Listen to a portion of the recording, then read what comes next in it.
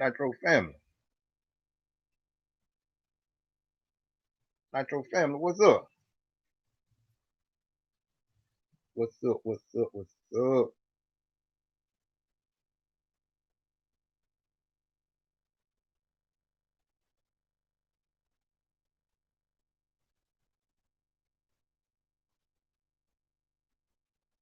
What up? What up? What up? What's going on? Can y'all hear me?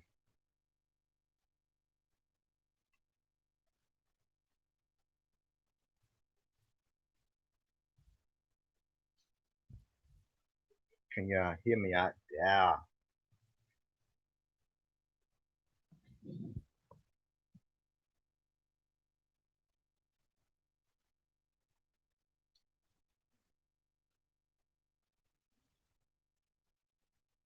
3 Lynn Slim. What's up, man?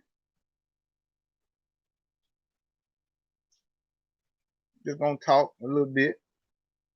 The chiller, what's up, man?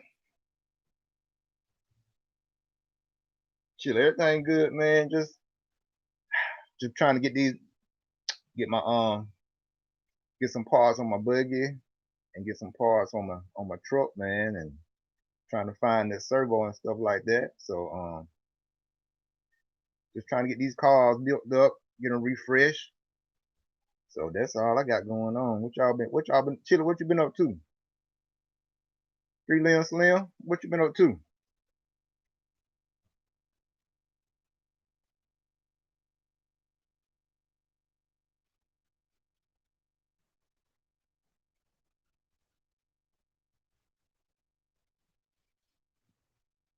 What y'all been up to?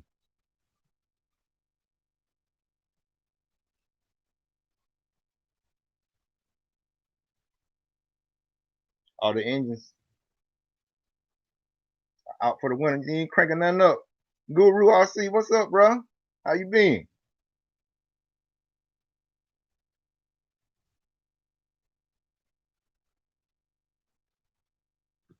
Chiller, you bossed everything up already?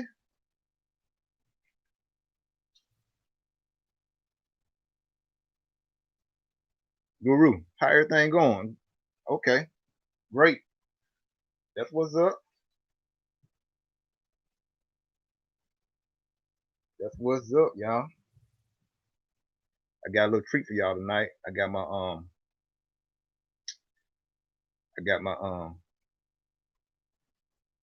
3 Lynn Slim. You working on your diesel? Got me going. Hey man, hey, it's a good buggy. That JQ buggy is good, man. I think it's one of the most underrated buggies out there.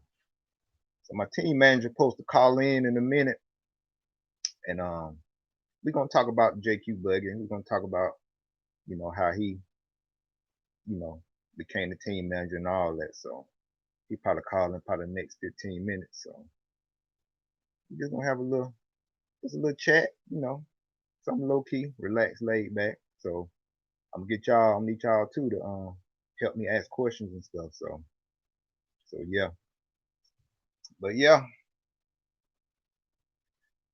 should you still got a Kyo show ready just in case you need to pull something out?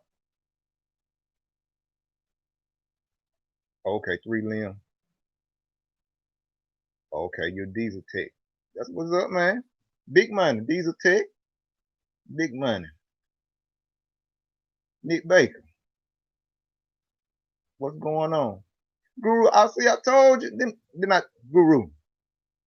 Then we pray about that thing and see what happened. I told you everything gonna be fine, bro. I told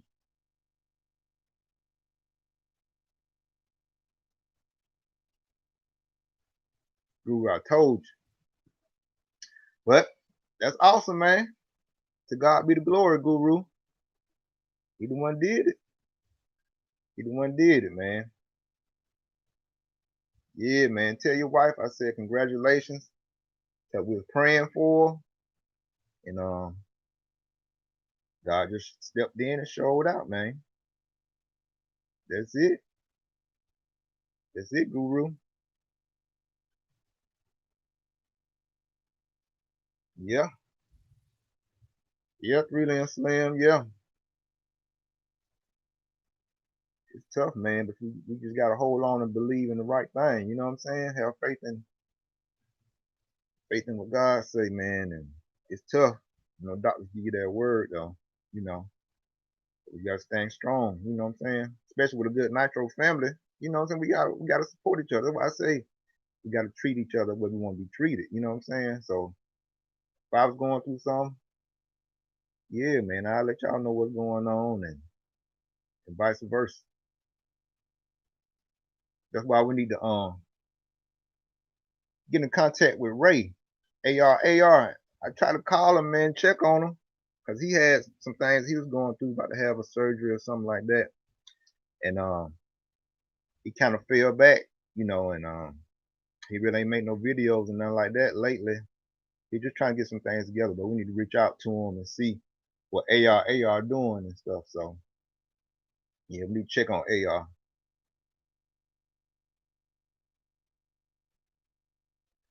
So yeah, Guru, man. So awesome news, Guru. That's great, man.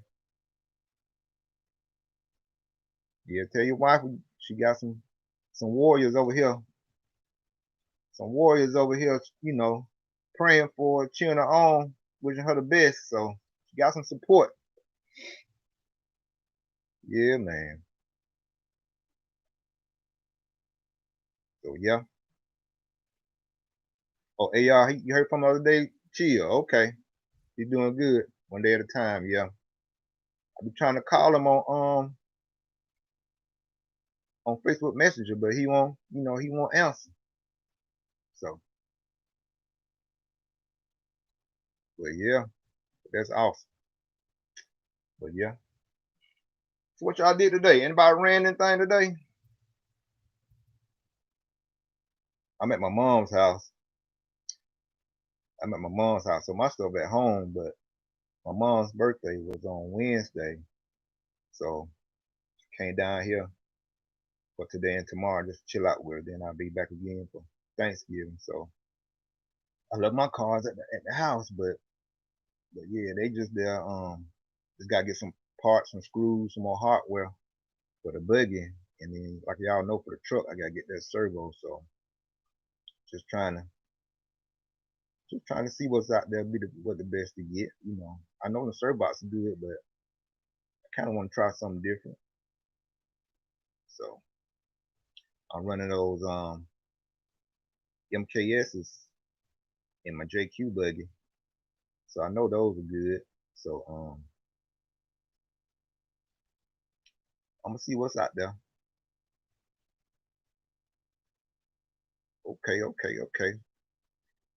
Okay. Chill, you ran the 721.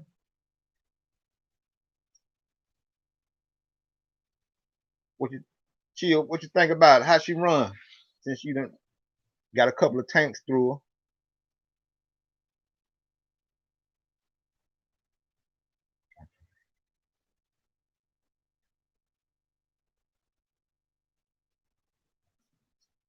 Oh, Nick Baker, you tried to run, but everywhere was too crowded and you had your kids with you, so you was kind of distracted, huh?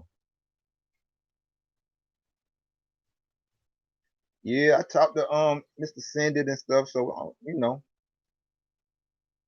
I may give him a try. Yeah, I got 6 people on. Y'all get some of them, let me get some of them thumbs up and y'all share this. You know what I'm saying? Nitro Freak. What up with you? Freak, I see you had the Ryan Lutz running today. How you like it?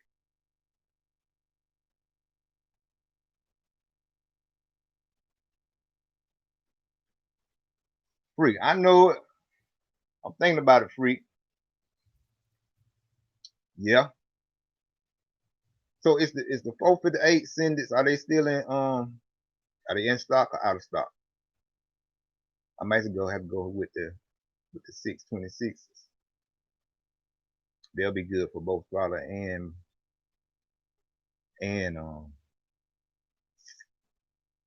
throttle and steering. So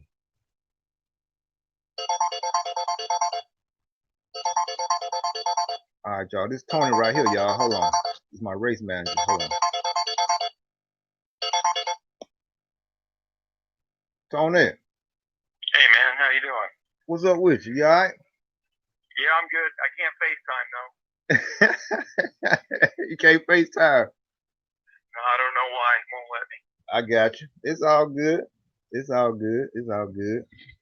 But yeah, man, we got about 6 people in here. You know, I was trying to tell everybody just to share it and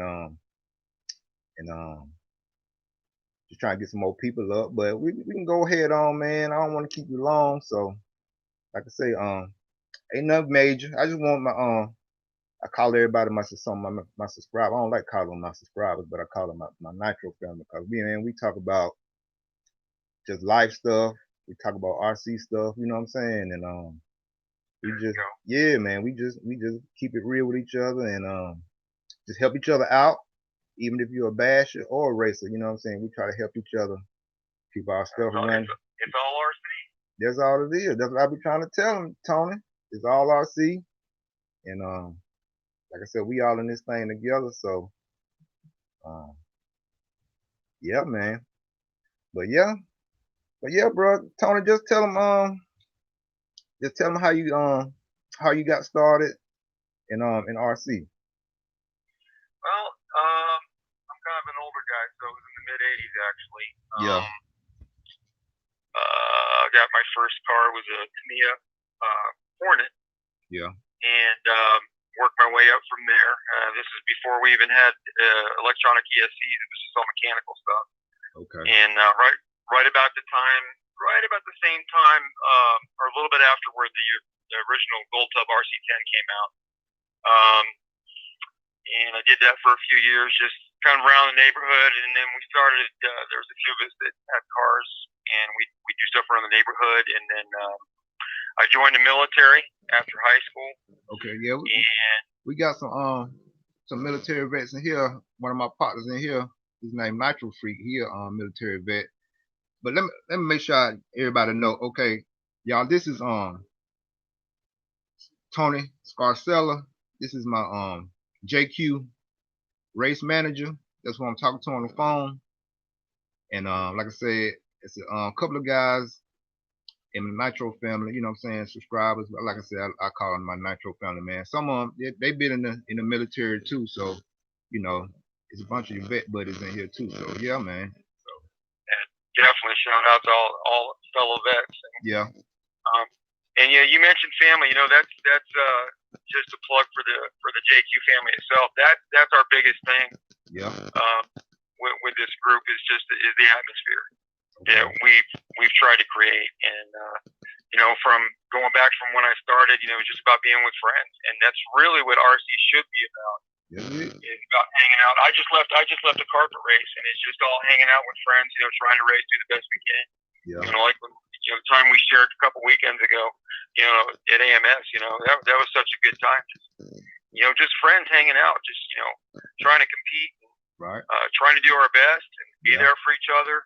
That's what it's all about. Yeah, man. That's all I be preaching on my channel, man. And like I said, we you know, we get into our little spats back and forth, but at the end of the day, man, you know, like you said, it's family, and it's all about enjoying the hobby and just sharing it. You know what I'm saying? And like I said, just making sure everybody really just having fun, man, and enjoying themselves in the hobby and stuff. So, but Absolutely. yeah, man. So Tony, what was your very first RC car? You remember? It was, like I said, my very first actual real RC car. You know, something I put together was the Tamiya Frog. Yeah. And then for some reason I went from the Frog to the Hornet, and from there I went to the Tamiya Hot Shot. Yeah. And like I said, that was at the time I couldn't afford the Gold Tub RC10 and stuff like that. Yeah. But yeah, it was the first stuff I put together and just really enjoyed. I thought it was the coolest thing as a kid, you know, young teenager to be able to put that stuff together and mess around with it. And yeah. That's what's up. Yeah, I see the that Tamil Fraud was the car back in the day. A lot of the guys that I see in the hobby and a lot of guys I listen to on these podcasts, they start off with that Tamil Fraud. So I guess that was a pretty good car back then, huh? Yeah, for what it was. Yeah, I mean, Yeah. it actually had independent suspension and trailing arm suspension. Yeah. And back then the hot thing was to get your Mubachi black motor and get at least a couple packs, so you could run more than four minutes at a time. Yeah. But yeah, I mean, all we did was just started just around a neighborhood, and we had a vacant lot a couple houses down, and we just make jumps and kind of make a little track with what we could with a shovel and a rake, and just started that way. Yeah, man. It's just like, I mean, like a lot of guys in here, we started off bashing, you know what I'm saying? So it's a lot of bashes in here, and that's how everybody pretty much started off as a basher, you know what I'm saying? And I see that Tamir Fraud was good. I see one of my friends on here, Mr. Little Chili, he says he had a Hornet and the lunchbox.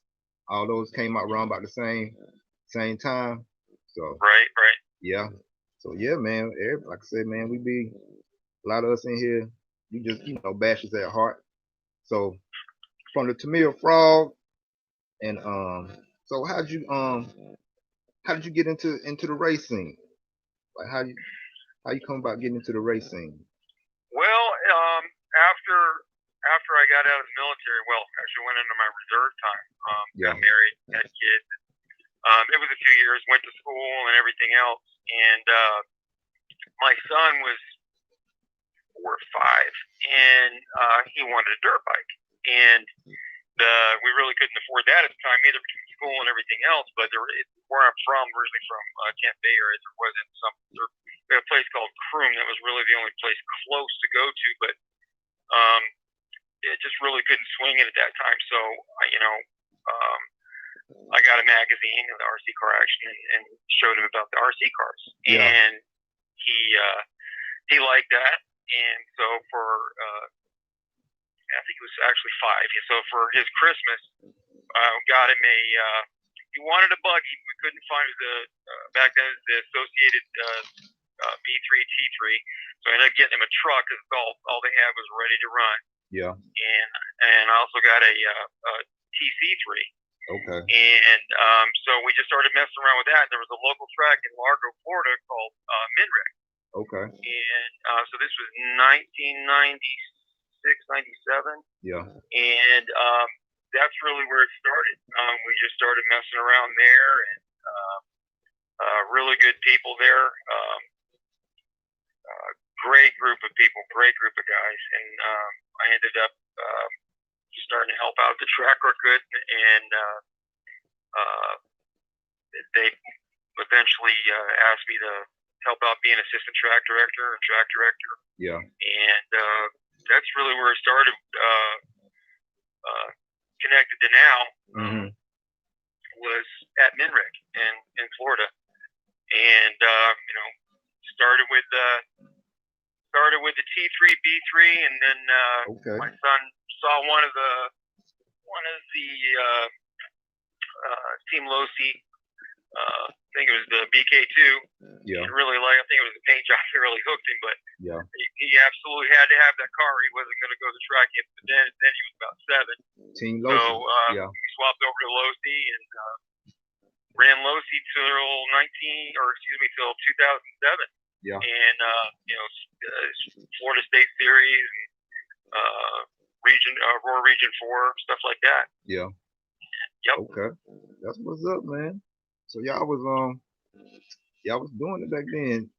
When the TC3 was one of the most Associated, one of the on-road car Associated had. Yep. And then Associated build a bunch of their platforms from that chassis, pretty a lot, didn't they? Something like that.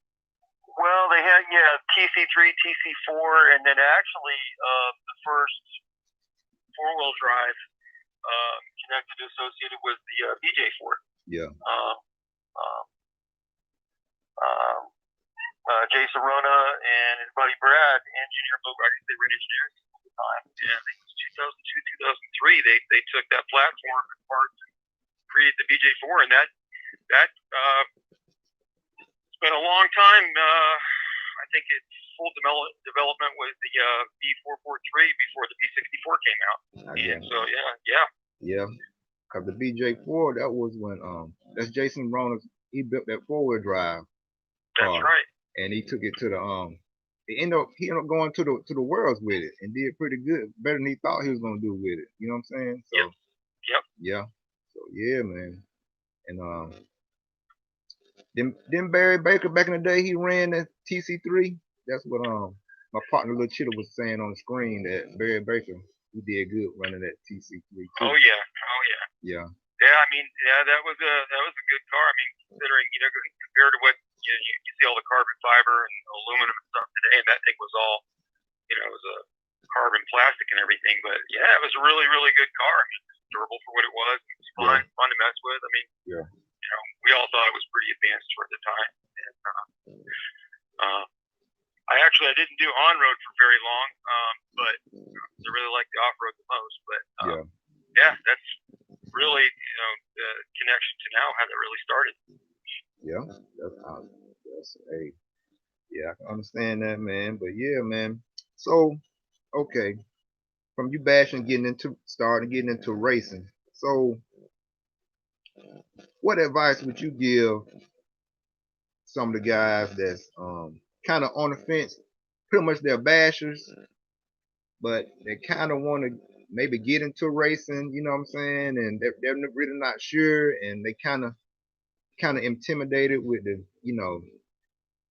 with the racing and how some of the tracks are built. You know what I'm saying? What advice would you give those guys that's kind of on the fence about, going head on and getting into racing, or at least trying it for just trying it for one weekend, and just what would you say? What would you give advice? Would you give to them about that? Well, two things.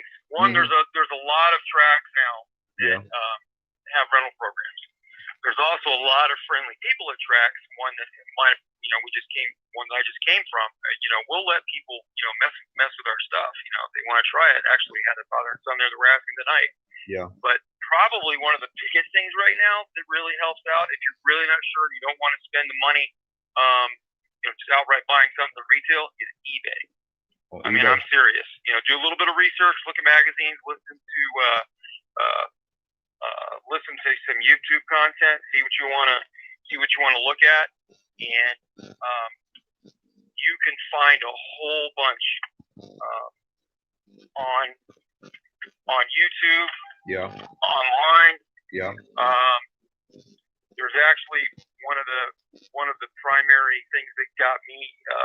Actually, I did take a little break for a while. I went through a divorce and fun things in life. Yeah. And when I got back into it, there's his name's Jason Snyder, and he has I think it's called Short Course World. Yeah, he does on YouTube. Yeah, he does. Short Course World videos. He do a lot of reviews on like 10 scale stuff, and I saw he did some videos with Drake with like tuning engines and stuff like that. And I know he's talking about Jason Snyder. Yeah. Right. So that stuff right there, and here's the thing, the way YouTube is, the way it connects everything. So you go look at his stuff, and then you'll find stuff from A-Main. You'll find stuff like with yours, EKJ 24,000. You'll see all these links, and you can just look at all these videos.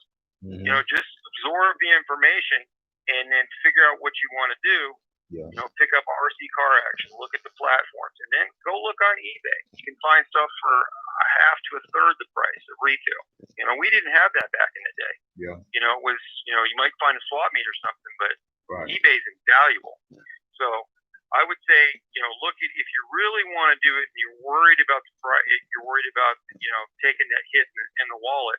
Yeah.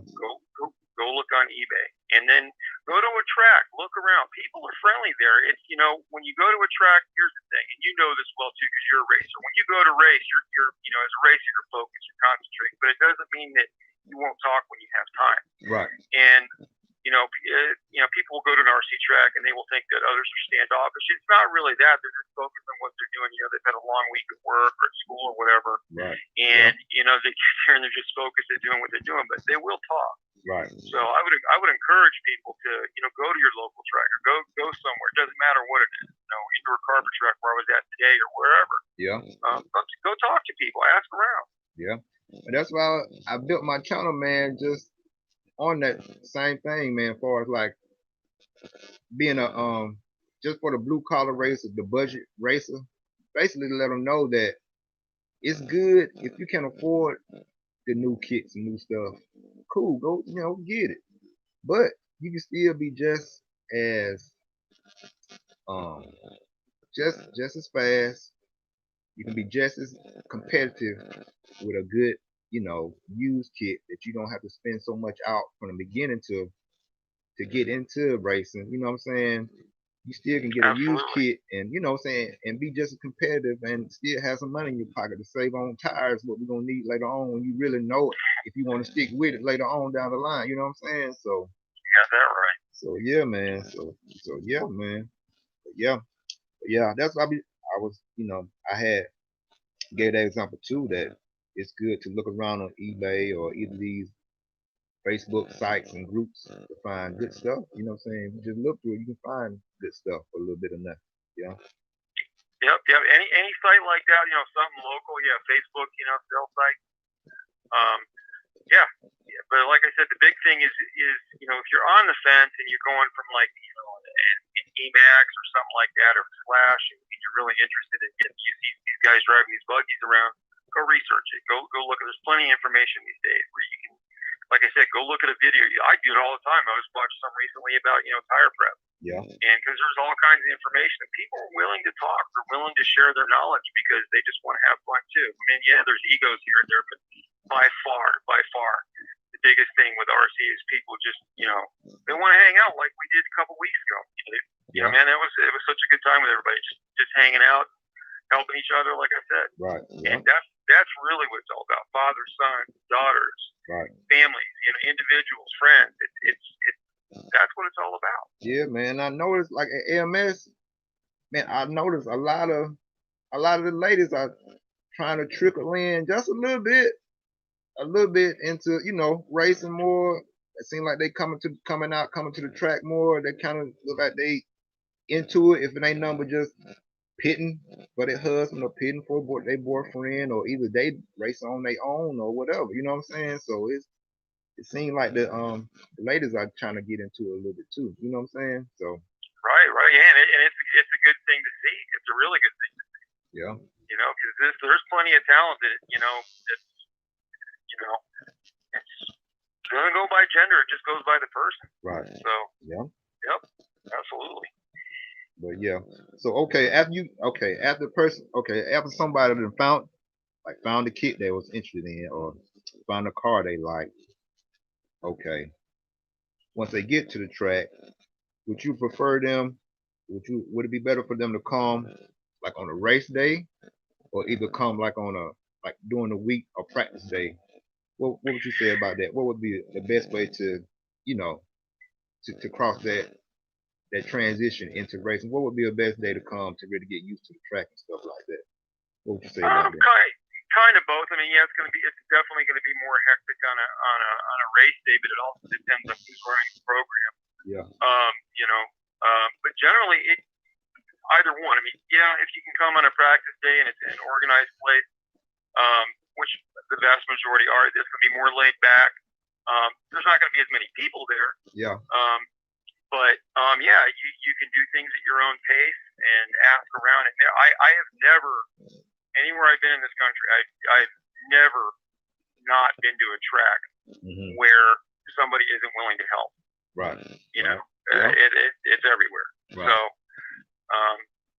I mean, I would say primarily a practice day, but if you don't have that, go to a race. Yeah. Go sit and watch. Yeah. And you'll learn something. It's like anything else. You want to be a good baseball player, you're going to practice baseball or basketball or football. If you want to get good at this, you're going to learn the information. You're going to dig in, figure out what you need, and you're going to find the venues. You're going to do it. You're going to you're going to engage, you know. Right. And yeah, it's just yep. And you know, like I said, just emphasis on it. There's always somebody that's willing to help, always. Always. And even if they, like I said, you know, the big thing is, you know, I know I'm repeating myself, but even if it seems like somebody's they're not talkative, usually they're focused. Usually something's broken. They're trying to figure something out. Yeah. And just wait to see them. You know, wait to see them back away from something. They'll always talk to you. I mean, I've seen that everywhere. So. Yeah, man. It's like we was at AMS and I was I think Tebow had walked by the table. He walked past and then he had came back and I was like, Tebow, man, what's up? What tires are you running? Because that's when I really kind of first hit the track and the car felt real loose. And I was just asking him, you know, what tires do you recommend on the track since it's real loose outside the groove and but inside the groove it was pretty much surface was clean. You know what I'm saying? It was free of dust. It was really no dust in the groove. And he was just saying the pros they were running those ellipses, which was the bar style tire. But he was saying that you can run it, but it depends on your driving skill, your ability. You know what I'm saying, to drive that tire because he was saying that if you drive it, you got to stay inside the groove. You know what I'm saying? Because you get out of groove with those bar style tires, you just gonna spin out. You know what I'm saying? So he was just saying to you can try them, but if you really can't hold that groove, just get you just a comfortable tire that you can, you know, that you feel comfortable with to run. So that's what he was telling me. So yeah, man, you just have to when you're at the track and you feel like, you know, you kind of stuck, you want to ask questions, but you're kind of hesitant. You just have to ask. You know what I'm saying? Have to open your mouth up and just ask. You know what I'm saying? But once you ask, you'll see that people, like you said, are there willing to help you. You know what I'm saying? So that's right. And then Mayfield hooked you up too. Yeah, Mayfield. Yeah, he hooked me up with some reflexes for my truck. So yeah, man, like I said, all them pros, yeah, they may seem like you say they got their little egos or whatever, but you just have to go talk to them, man. And then a lot of times you'll be shocked if you just talk to them, they'll open up and then they'll be willing to help or whatever you need, or either just talk to you, give you some advice. You know what I'm saying? So yeah. Yeah, I mean, if you're at a big race, you know, just keep in mind, you know, there's egos in everything. Yeah. But most of these guys, I mean, that's their bread and butter. So they're focused hard because that's their paycheck. Right. So, but they will, if they have the time, they will talk to you. I mean, there's no doubt about that. Absolutely no doubt. Okay. And you know, yeah, I tell you what, kudos to you. You did really good. I mean, you bumped in that truck. You bumped up to the A. Yeah. You were doing really good till that servo let go. But yeah, everybody listening, this man did good. He did real good. And it was fun watching you race out there. You were smooth. Man, I appreciate it. Yeah. It was good. Yeah, man. I appreciate it. Like I said, both the cars felt good. The buggy really felt the most consistent, really. But most of the time, it used to be vice versa. The truck used to be, you know, easier, more smoother. But I know what I did with the truck because the truck when I set it up, I put like 12.5 in the front, 12.5 in the center, and I just put 3,000 in the rear because my usual setup for the truck is like 10.7, 3, 10,000 in the front diff, 10 in the center diff, and 3 in the rear. So I should have just went up to at least 5,000 in that rear just to calm that rear down, give them more control over the rear end. But other than that, man, like I said, everything felt good, and I appreciate you helping me out, pitting for me and stuff. You know what I'm saying? So absolutely, yeah, man. My pleasure. Yeah, bro. But yeah, man. Okay, from that, man. So what brand cars did you run before you got into the JQ stuff? What brand cars you ran? My first 8-scale was actually a Mugen MBX4. Torsen disc, and that thing was built like a tank. Okay. Back in the late 90s, and I went from that to MBX5, which was one of the first pillball cars, if I remember correctly. and that was a great car, really good car. Yeah, a lot of guys in here they run the Mugens. A lot of guys in here they run Mugens. Mugens and Lotus. Yeah, and so yeah, but yeah, the Mugens. Okay, go ahead. I ain't mean to interrupt. Oh no, you're good. And then from there, I went to the. Of course, my son still wanting to run Team Losi. I couldn't convince him. He's getting a little bit older now, so now he's like 11 or 12. I said, let's do 8 scale. He's like, well, I won't do it. And that's so the Losi 8 came out, so we had to get the Losi 8. Yeah. And that car was wasn't my favorite, but nothing necessarily bad about it. It only liked certain tracks. But and then from there, I went to the Kyosho 777. Kyosho. Yeah. Mm-hmm. Yeah. Yep. And Kyosho's like the 8. It was even back then. It was like the 8 scale car.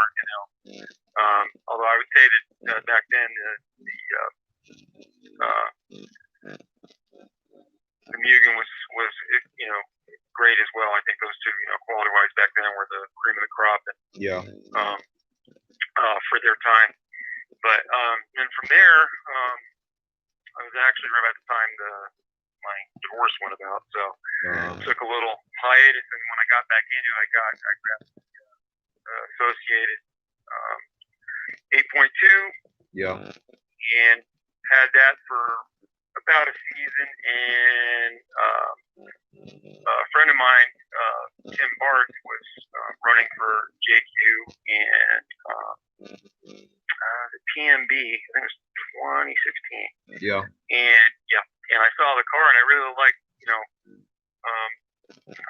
the engineering of it and just the passion behind it. And talked with Joseph a little bit, not a whole lot right then, but just keep my feelers open to see, what it was about. And then I inquired middle of 2016, and I was with JQ by Wicked Weekend of 2016. Yeah. And I started with the LE, and went from there to the Black Edition. So I had that car for a bit, and so it's been 4 years now, basically. So did you ever drive the what's that, the LV and the Yellow Edition? Sorry, I said LE. I meant sorry. Yeah. I meant LV. Yeah. I wasn't with the yellow. Okay. Yeah, I went straight to the LV, and then the E White Edition. Yeah. But yeah, and I've been with them ever since, and I really like the car, especially the Black Edition. A lot of changes have been made to make it a really good, consistent car. Yeah. So and more to come. More to come. Yeah. So, okay, you said you went from pretty much from the Losi, then you hit the Mugen, and then you got into the Kyosho for a minute, and then the Associated, and then from the Associated you went on, and that's how you got into the JQ cars.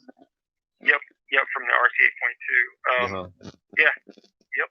Okay, so since you drove pretty much all the major brands, how do the JQ car measure up to like the Kyosho, the Losi, the Associateds? How do you think the car measure up to those brands? The JQ car. I think at this point right now, with the team members that we have and what Joseph's developed in the car, I think it's on par with anything else. With the best out there. There's some niggling little issues, and I could go over different brand issues that they have. We're known for some issues with our car, but every car has issues. And I've seen them at the big races. So. Right. But yeah, right now, the JQ car, the Black Edition and the Black E-Buggy are on par with anything. Yeah. It's just a matter of the driver and whoever wants to put effort into it. Okay. seriously. I mean, there's nothing, I can find advantages from every car, and suppose I could create the supercar if you took all the best of everything. But yeah, Joseph has designed, he's put his heart and soul into his product, and it's with the limited resources he's had over the years, I think he's done a fantastic job. yeah, And the passion behind it, I think it's pretty well reflected in the group that we have as a team. Like I said, I mentioned earlier, the family atmosphere that we have. right. We try to encourage, regardless of where you place in the main, where your skill level, whatever. We want to encourage and build people up that way. Right. Because ultimately, any given manufacturer is only going to have 2 or 3, maybe 4 guys in any given region that they can afford to pay. There may be some more with the bigger companies, but the vast majority of all of us are the ones that aren't going to get paid, aren't going to, we might be, we get a partial sponsorship or something, but we're the ones that are going to go out there and race weekend after weekend where we can. We're the ones, the vast majority of racers are us. And it's something that JQ that we really, really try to push. I mean, with Joseph, with Keenan, with people that have come into the team from in Europe and just around the world. I mean, we actually have a rep site. We all talk to each other. Some guys are more vocal than others, but we're passing information back and forth where we can. And we're trying to build this thing. But the key thing to this whole thing is the mindset is we want to encourage anybody of any level to be part of the team.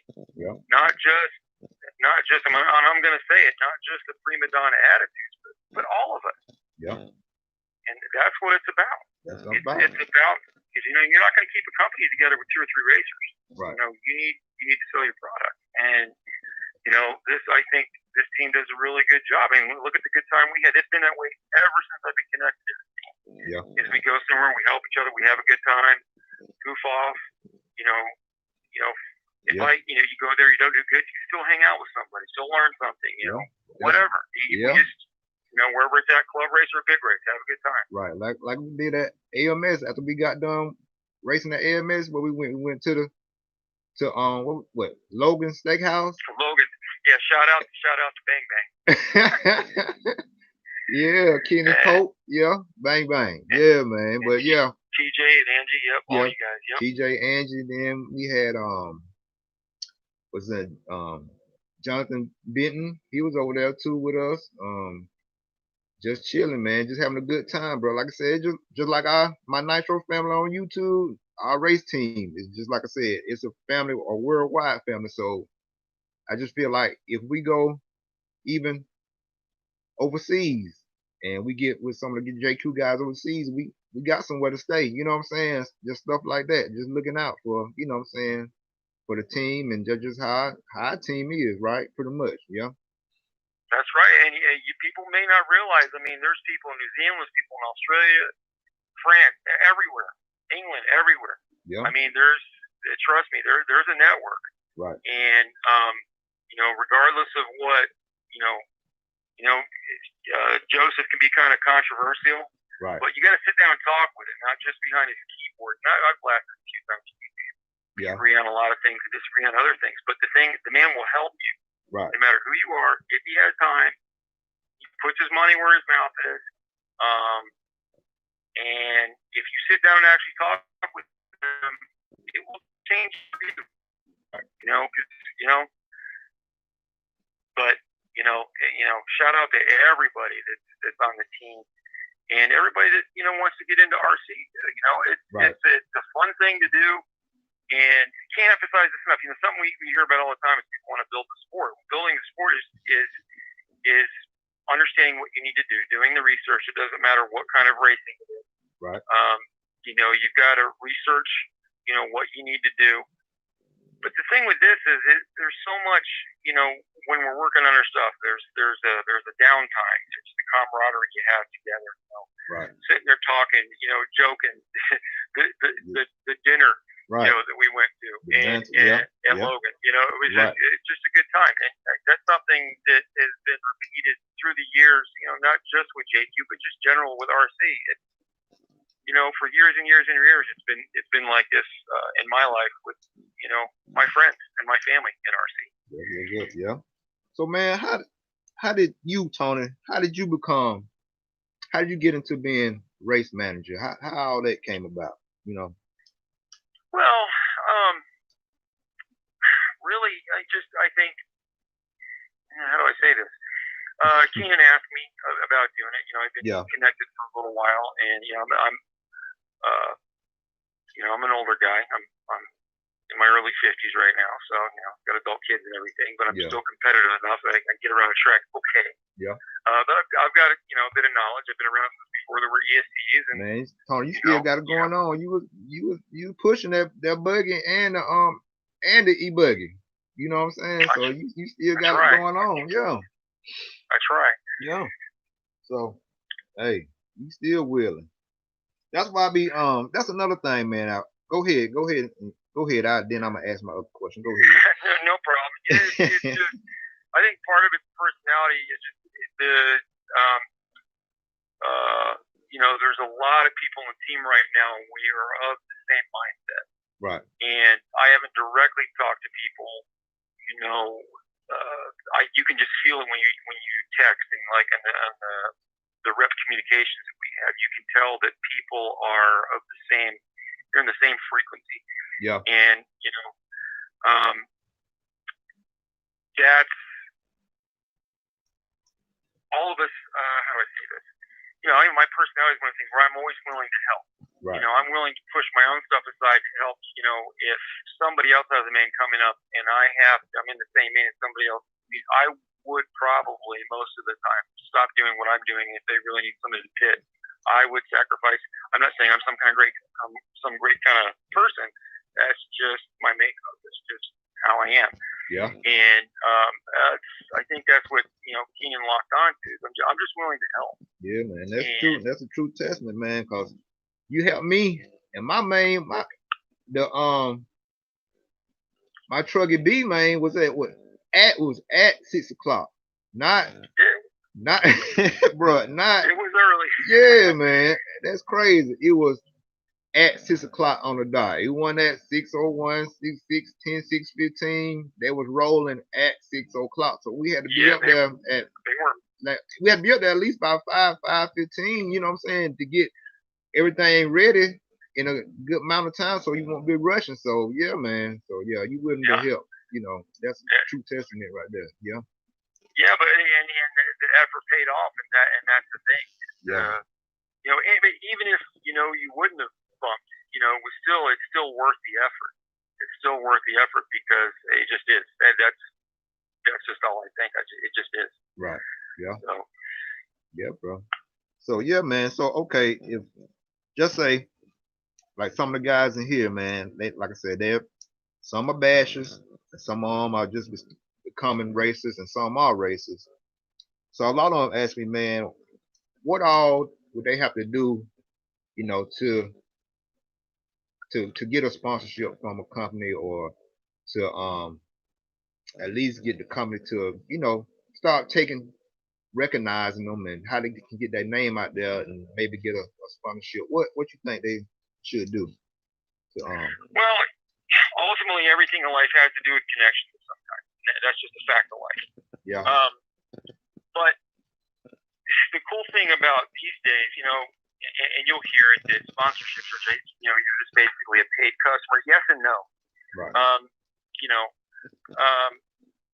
You know, you have to show some kind of some quality as a person, generally, more than just, you know, to get sponsored. But you could basically, what you would want to do is you want to have some kind of results. So get a resume together, either a resume that's written up or something that you can show, or, you know, people can see what you've done. Right. You know, you can apply. company these days has where you can apply online for sponsorship. You just put that information together and fill out the sponsorship. It's a bit easier than it used to be years ago, where everything was word of mouth, and it's much easier. Internet made the world much closer, and that's really it. It's just have a good attitude. Because I can tell you right now, if you don't represent a brand good, it doesn't matter how much skill you have, they're not going to take you on. But just be a good person. Right.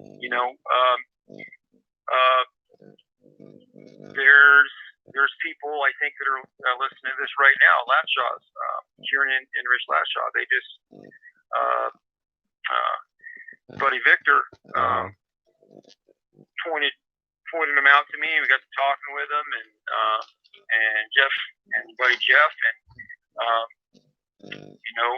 we brought them on after seeing the results and some information from Rich and everything, and they're in Ohio, right? And really, and Kieran's really had some really good results. But the key thing with them was also the personality connection, and that's just a fact. So if basically if you want to get connected to anything, watch your P's and Q's. Do what you say you're going to do. Be a good person. Be willing to help. My biggest turnoff is people that don't want to marshal. I know that seems like a silly little thing, but I've seen it too many times. Over the years, somebody just got done helping you, and you don't want to go help somebody. That's an instant turnoff for me. So, people that aren't willing to help, it's a shut off. Yeah. And it is for most people. So the big thing is, like I said, just watch yourself. I don't want to be repetitive, but make yourself presentable. Yeah, and of course. Yeah, just like on our YouTube channel. I know you may think a lot of people don't really may not watch your channel, but you'll be surprised. Just because people don't subscribe, you'll be surprised how many people do watch your channel, but you just don't know it. So that's why you have to be mindful of the stuff you say on here and the stuff you do, and you know what I'm saying. And absolutely. Because if they might not watch, somebody else may watch, a friend of theirs may watch. They may say, okay, check this out right here. Somebody might just show it to them. You know what I'm saying? And they not really, So you have to be mindful of what you say, especially if you represent the company. You know what I'm saying? Regardless of how little or the less exposure that you think you're not getting, you'll be surprised how many people do see. You know what I'm saying? What's really going on, what's been said, how you carrying their company or whatever, right? Oh, absolutely. I mean, because of my age, I'm not funny thing is I'm in telecommunications, so I'm in the thing that provides the service to actually make the internet work. Right. But YouTube is a relatively new platform for me, and I just recently in the past year, there's several things I like on there. And you're right, there's several things that I will watch over and over again. I forget to subscribe. Yeah. So you're right. There's a lot of people that are watching stuff. Yeah, absolutely. Presentation. Yeah. Yep. Yeah. I agree with you. Yeah. Okay, bro. Man, I just got a few more questions, man. I ain't gonna keep you all night, but I just wanted to ask you about for back to the car. Do you think the JQ car is one of the most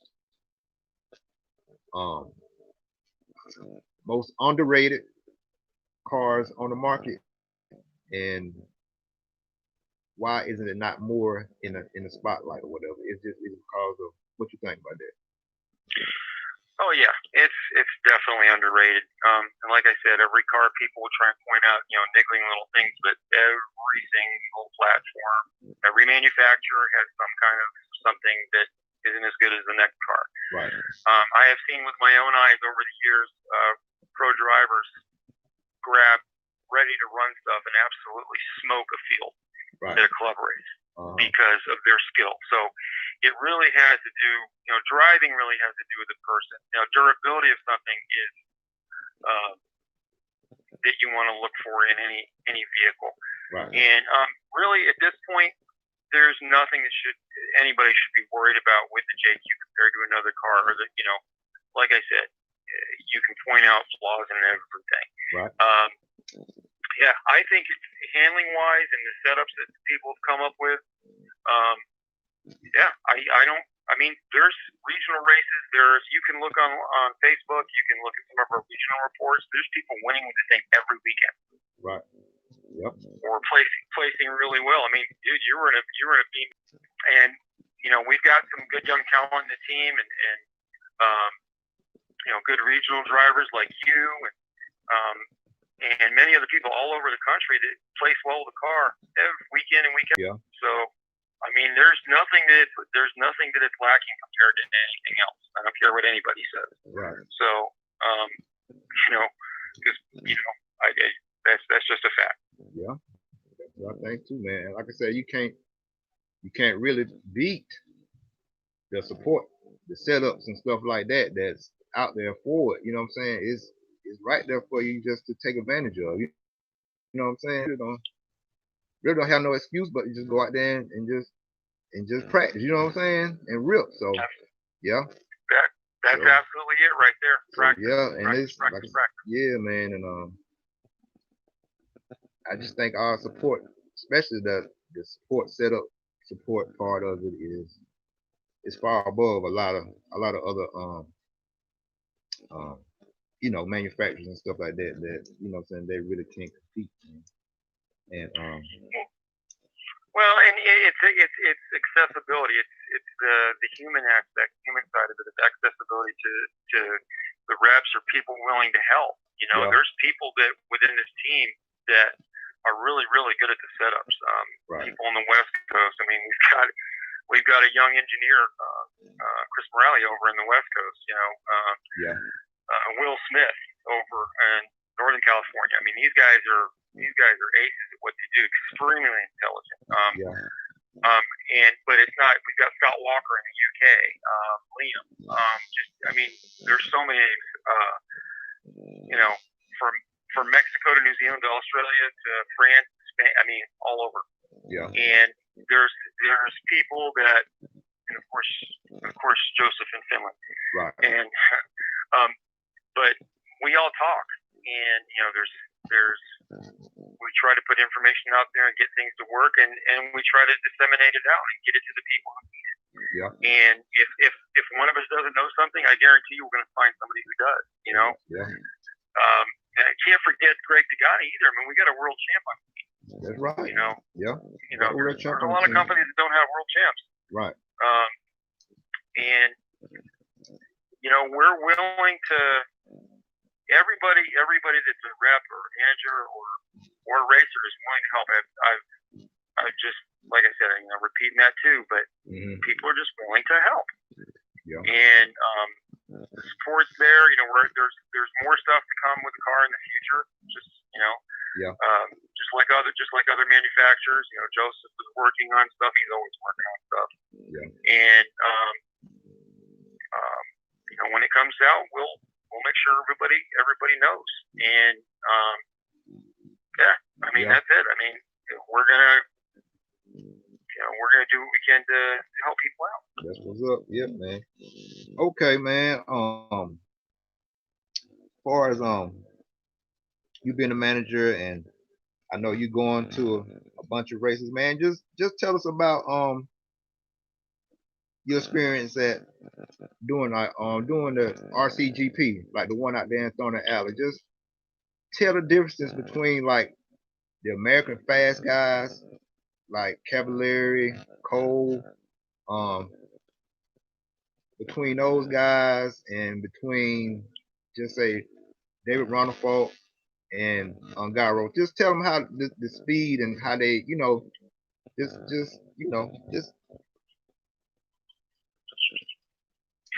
Well, I think what it is just different track styles. I mean, especially European. I mean, they run different services on any given race. Right. They can run on cobblestone to astroturf to dirt to concrete in the same track. I think, and this is not to knock American racers, but I think, and personal opinion, I think that we've got plenty of fast guys over here, but I think that over there, I think in other parts of the world, they're more rounded. Okay. And But dude, the fast guys are still fast. I mean, you know, whether it's David Ungaro or Ronafok or Mayfield or Tebow, you know, you can probably lump 10 drivers together in the whole world, you know, around the world, and they're all going to be, you know, within a second or two of each other, you know. Yeah. And it's just the way it is. But and there's always up and coming talent too. But yeah, I just think, you know, they, you know, overseas they just do more, especially in Europe. They run in different kinds of services, and I think that lends to being more rapid. Okay, that's what's up, bro, man. And like I say, man, just the last question, man. I just wanted you to just tell my Nitro family, man. Just a lot of times we bag on like the electric guys, call them E-words and stuff like that. I just want you, because a lot of the guys in here are Nitro guys. You know what I'm saying? So we talk trash to the electric guys, but just tell them the difference about like the handling, like the different feel between just say driving an electric car than driving a nitro car, because it is a little different. For me, I mean, you've got the, you know, when you're off power on the, I mean, you can't with the programming ability of the ESCs these days. You know, you can program push into a car so it has a off throttle rolling feel like you have in a nitro car when the clutch is not engaged, the powertrain is just, you know, it's free to go. Right. But yeah, man, I still have a hard time with e-buggy. I'm better with nitro. I don't know if it's just the sound or whatever, but I don't know. I think it's all in good jest to make fun. But e-buggies, man, instant power. You know, that's the big difference. You know, with electric motor, you have power whenever you want it, and it's right now. Right. You know, and I think generally e-buggies are a little bit heavier. You know, so setups are a little bit different. Yeah. But I'm like you. I still love nitro more. Yeah. But yeah, but I can't knock the e-buggies. I mean, I was in an electric carpet race today, so. Right. But honestly, though, I think as the packs develop more and more, you know, these battery packs, I mean, we're getting to the point where we get some of these packs, you know, you can run 10, 15 minutes. Right. And or more. You know, pretty soon we're going to be able to run 20-minute main. So I think eventually if e-buggy might take over nitro. I hope it doesn't. Yeah. But I know the region where I'm at, people, especially new people getting into it, it's much easier for them to just go, oh, yeah, I don't have to learn motor. I can just put a battery in. Battery in, and get at it. Yeah, that's the only thing. That's the only thing that we nitro guys can't say about the electrics, because they're just so easy and convenient to get going and just throw it down and you ripping. You ain't gotta worry about tuning, you ain't gotta worry about no pit man, you ain't gotta worry about none of that. You just put it down and let it go. You know what I'm saying? Pretty much, you know. Yep. So like you say, a lot of the people these days are not, a lot of the youngsters are not trying to, you know, learn about tuning and all that, which is that's a skill in itself, you know what I'm saying, and doing all that. But the ease of it is a big difference in it, man. Yeah. And okay, the last thing, bro, I just want to know, us as racers and bashers, how can we do better as like bringing new people in the hobby? You know what I'm saying? One thing that I always in my mind is just my thing is why we don't really have more races or either specific bash sites like at places that's more in front of people. Like just say I know back in the day a couple of places did have like races at fairs and maybe at amusement parks, something like that. Why don't we have more of that? I know back in the day they used to have like at hobby shows they'll have like races that would get more public attention. You know what I'm saying? What you think Right, about right. that? Mm-hmm. Well, yeah. How do I say this? Okay, 3 words: spec tire class. If you're going to have a successful program these days, you need to have something that's okay. Once a hardcore racers are going to spend the money to do what they have to do. But anybody that's done this any amount of time knows that tires get extremely expensive. Yeah. And that is your biggest consumable and your most important consumable, because 75% of what your car, your vehicle does are those black things that you put on the wheels. Right. And if you don't have the right tire, right. you're not doing good. Right. But if one of the things you were asking about RCGP, one of the things that makes RC2 so successful is there's a spec tire. Okay. And last year was Proline, I believe it was Buckshot. So this year, I'm not sure what it's going to be yet, but that will draw in my local track. As a matter of fact, I was talking with the owner of the track, and that's one of the things we talked about was having a spec class for 8 scale, or any particular class that he wants to run, and then that takes out a variable that somebody has to worry about. Yeah. And I think if people realize they're not going to have to spend anywhere from $40 to $80 per set of tires and wheels, right. They can. They're only going to get, say, 2 sets for the weekend, and they're going to have to make them last, and everybody's going to have to do the same thing. You're going to be in a competitive class. Yeah. So I think honestly, I think it's the best way to do it. Something that I talk about with my friends all the time. It's something that we've talked about for years. Yeah. That's what's really going to help draw people in and keep them in, and not, have to spend so much. Now, of course, the attitude you talk about, the friendliness is always going to be there. And, most good tracks, like I said earlier, you're always going to have people that are willing to help and want to talk, and we want people there. We always want people there. Yeah. But cost is the biggest thing, and the biggest thing with cost is tires. Yeah. I got you. So, yeah, man. Like I said, Keenan is on here too, man. He was chiming in. He said he agreed with racing in front of the public at events and stuff like that. But he was saying it just costs too much to put races on at specific places like amusement parks and stuff like that. You know what I'm saying? But right, or malls. Yeah, I mean that's something. One of our local hobby shop owners, he's trying to put together, and I've heard this in many places. Yeah. They're trying to put together their own, say, a slash class, something where it's ready to run. Right. And that's perfect. Our local on-road track, they're using the Red Cat. They're $80. You buy a car, and you're in a class. Yeah. Honestly, I think people are working on the new no prep drag racing class, which has gotten really popular. The associated DR10.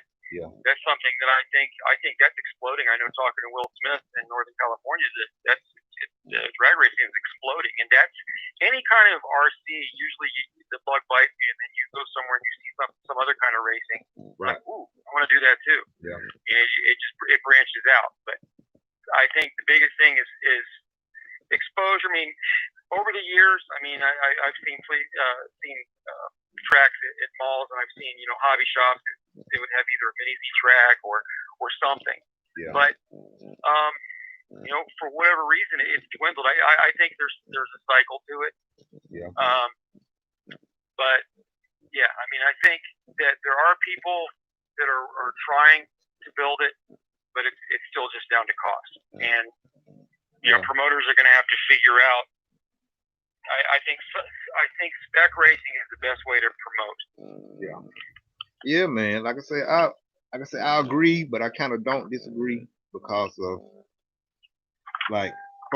it costs too much as far as the cost wise. Because the fact of just for example, look at RCGP. If we can arrange and we can plan to make races in different countries and get that accomplished, so I don't understand how hard would it be to make arrangements to get a race at like Six Flags or that's not even going out the country. That just, you got to talk to the park people And I know COVID and stuff going on now, but I'm just saying in general, if we can arrange to put races on in different countries, just compared to going to a Six Flags or anywhere that's in front of public, I believe we can make it happen if we really want to, man. That's basically what I'm trying to say.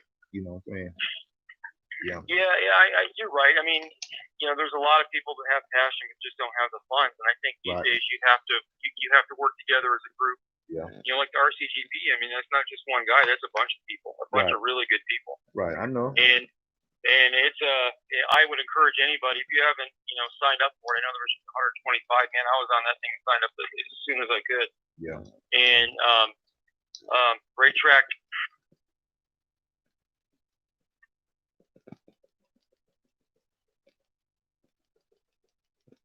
But yeah, Tony, I guess Tony dropped the signal or whatever. But yeah, y'all, man, like I say, he may call back. If we do good, if we don't, then we had him on enough. But yeah, but yeah, not your family. Like I said, I just appreciate y'all for listening. And this is my first little call in live, so I hope it sound all right. And hey, there's gonna be many more of these, and y'all just stay tuned. And like I said, I'm gonna get some more people to come on and talk.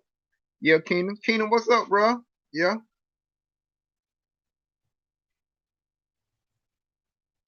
Keenan, okay.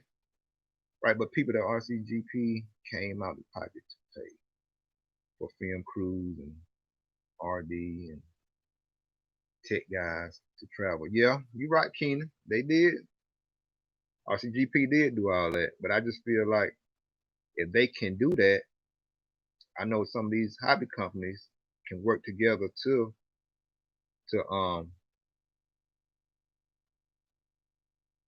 but yeah, I think they can work together to put some races on in front of people, like at malls and stuff like that. I don't think it could,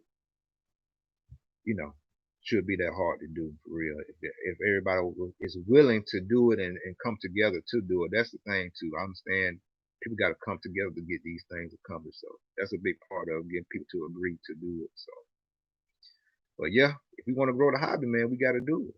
We got to come together and not be I getting rich. We got to get rich together. You know what I'm saying? Do it together. You're gonna make more money anyway.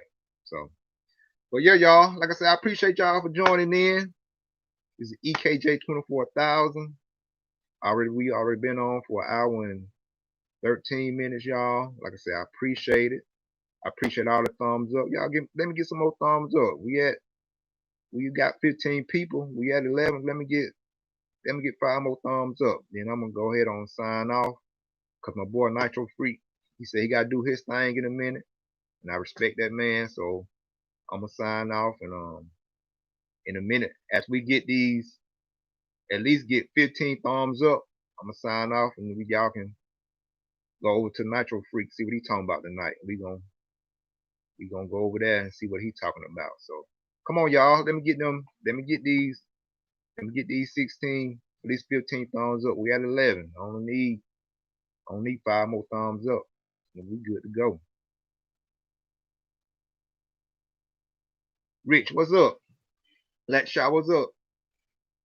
C Baker, what's going on? Rip, Lat Shaw. Hey man, y'all go ahead on and subscribe to my channel, man. I'm trying to grow. I'm trying to do some things and trying to get some more people on here to give us some more knowledge and some more understanding about this RC stuff. So let me get them thumbs up, y'all. I need them thumbs up. Thumbs up. I need them. Terp Sherpa Lot. What's going on?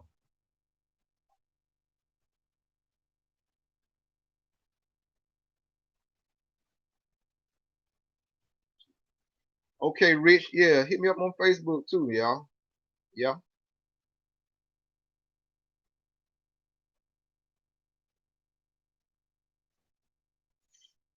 But yeah, y'all. Like I said, I appreciate y'all, man. And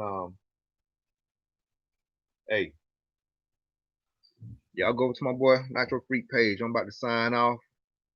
And hope y'all like Tony Scarcella. He a good dude, man. He from up north, Louisiana way, or St. Louis.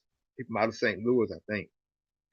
And real good dude, man. And like I said, I just appreciate y'all for tuning in.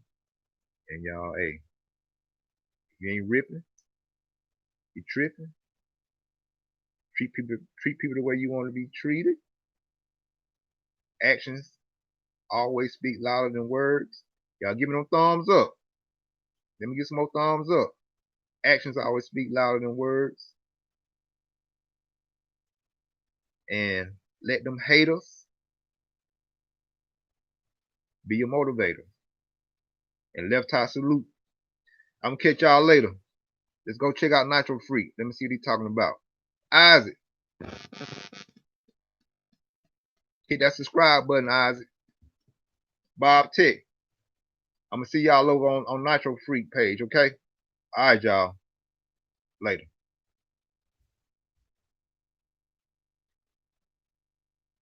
Nick Baker. I'm out.